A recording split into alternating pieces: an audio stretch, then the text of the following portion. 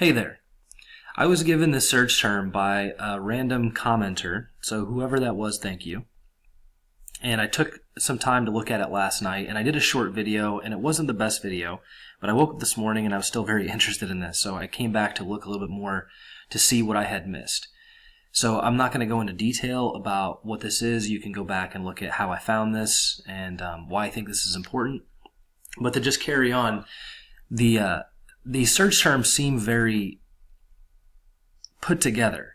It's almost like they kind of point out a whole bunch of stuff and still kind of tell a story. It's strange.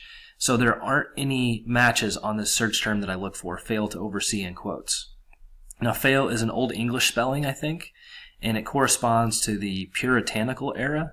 Now, worth mentioning is since the 1960s, a lot of our government officials have wanted us to believe that we are a nation of immigrants. And while it is true that most of us came from, somewhere else, the original foundation of this country was by, one single group of people mostly.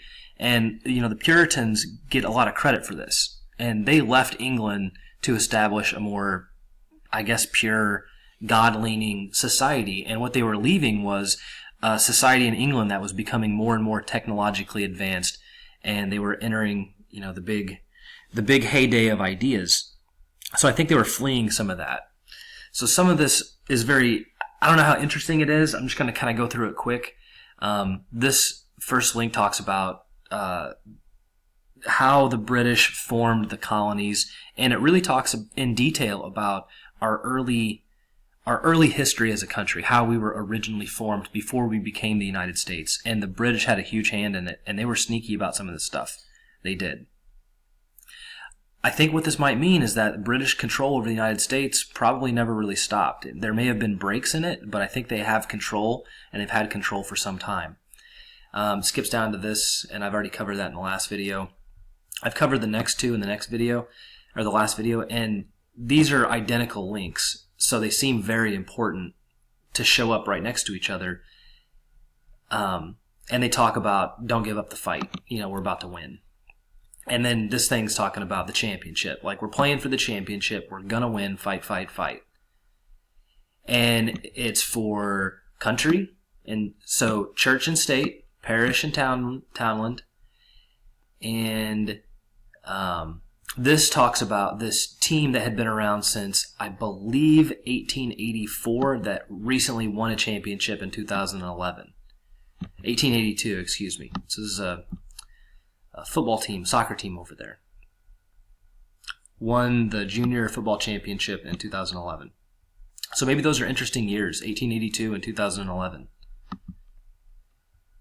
And then it comes down to this, and I didn't look at this earlier in the last video, so I'm going to take some time to talk about it really quick. This points to a medical malpractice lawsuit in Virginia. And if I can find it. Which one was these? Here it is. So what's interesting about this case is it was overseen by this guy named Judge Norman K. Moon. Now, bear with me for a second. So Norman K. Moon, I did a search for him, and he's a senior U.S. district judge in the Western District of Virginia. And I saw this down here, and I was like, Seville, that's familiar. I forgot what it was. We're going to check the Wikipedia link. No, this is the Sevillepedia. I'm not exactly sure what this is. But it talks about these other cases that he's presided over. The Meadow Creek Parkway, and then bam, here's a case that he tried to keep Trump from acquiring this house that went into default. It was repossessed. And then here's a lawsuit by Liberty University, and there's a whole bunch of Liberty-based metadata on that search term that I searched for earlier. But it's questioning the legality of President Obama's healthcare mandate in Virginia. So he oversaw this lawsuit challenging the Affordable Care Act, and this has been Trump's, kind of big push to get this thing unraveled. And they recently just rolled it back. But it's interesting that this is kind of linked in together. This talks about that lawsuit where Trump was trying to get this house. He owned a winery next door, so he said, if somebody defaults on this property, I want to have access to buying it. Smart move, man. Good job, Trump. He ended up getting it too. Negotiated a price for $6.5 million on a $15 million property. Now, before you go accusing this guy of stealing this thing, okay, he took it over from the bank. Someone else defaulted on it, and he got a good deal. I would say that's business 101. Good for you, Trump. So I think this is weird. I think this guy is about, this Norman K. Moon guy is about to surface. I don't know why. It's weird when you come across these people's names and this kind of stuff. They just seem to surface like immediately. So I bet we see something from Norman K. Moon in the next 2 to 3 days, maybe weeks. I don't know. I'm not standing by that prediction. It's just something to look out for. So that was this one right here. And then I didn't check the next link. This is a farewell address to the Liberty Fund. And this has to do when the Puritans were leaving for the New World. And then some Bible quotes, and then this minor descent tracing each branch back to their arrival. Now, I think this is weird because we talk about all the underground bases, and this talks about tracing back, obviously, family ties, family history. I've talked about the next stuff a little bit. And then I saw this, and this is weird because it stands out. So there's this, talks about a rarely read 17th century atypical utopia. And this, I'll talk about this here in a second. And then it goes, the wheel of time, home for the criminally snarky. Does it ignore after effects, the wheel of time? Well, horrible service from Field Tech. So does this tie in with the Large Hadron Collider at CERN? And all the stories about them trying to open up wormholes and time travel and Montauk Project and all that stuff. I'm just guessing. I don't know. It's what I see. Here we go. Patronage and corruption. Magic Courts. Shadow Rising. The Shadow Rising. Wheel of Time. And the Crown of Swords. A Crown of Swords. Is this the big battle? Is that the final end big battle with a second division?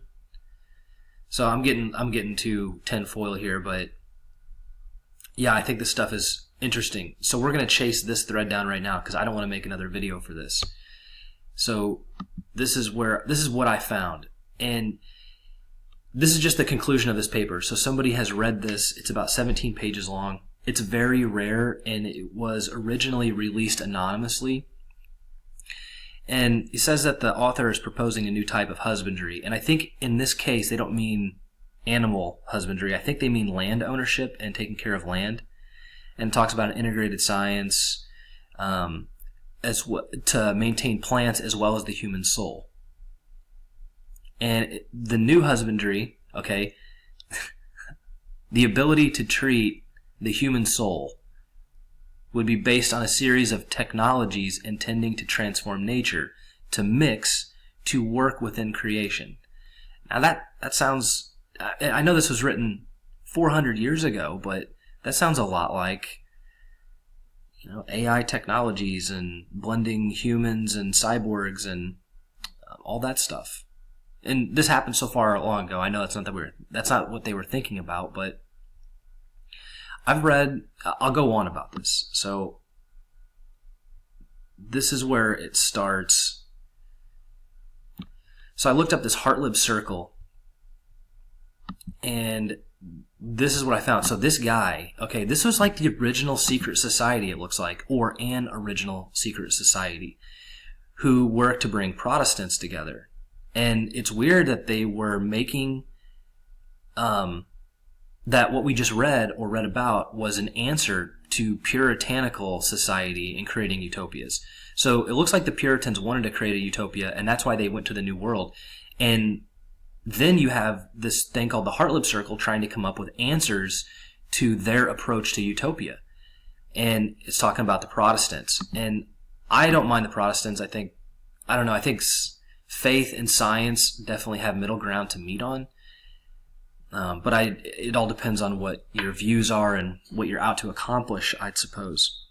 But I highlighted this because it ties into the foundation of the Royal Society. And if you don't know what the Royal Society is, you are in for a treat, because these people are responsible for everything technological. I'll just scroll down and show you some of the people that are involved in them. Let's see. Sir Isaac Newton. You wouldn't know that guy. Stephen Hawking. We all know what Stephen Hawking's around saying. And it includes everybody. It includes, I think Karl Marx, I want to say, was a part of this. And also, who's the guy that is responsible for the theory of evolution? Anyway, he was a part of it.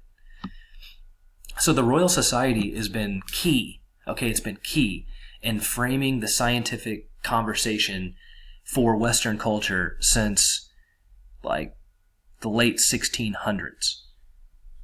1660. So they had such a start on it. And it says it was granted a royal charter by King Charles. This is important. I think they are still very well involved. And I think this is how technology can be so easily controlled. The conversation about what's possible and what we should be doing.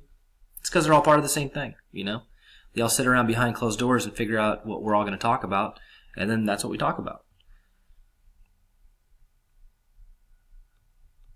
So I'm going to leave you with a treat. This is just a treat. I don't know. It's definitely not connected to any of this. Let me pull it up. This is something for you to go look at if you'd be interested.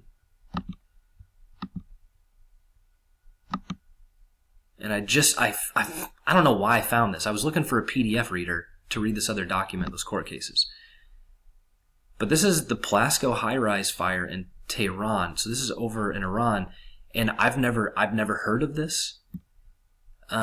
And it says that the reason why some of us might not have heard about it is because it occurred one day before the Trump inauguration. So the day before he's about to take office, this thing burns down, this entire building. And there's some people that are skeptical about the causes because the fire breaks out in the top floors, but there wasn't any sprinkler system, I guess, up there, and it was a textile factory. So it's like the building just lit up.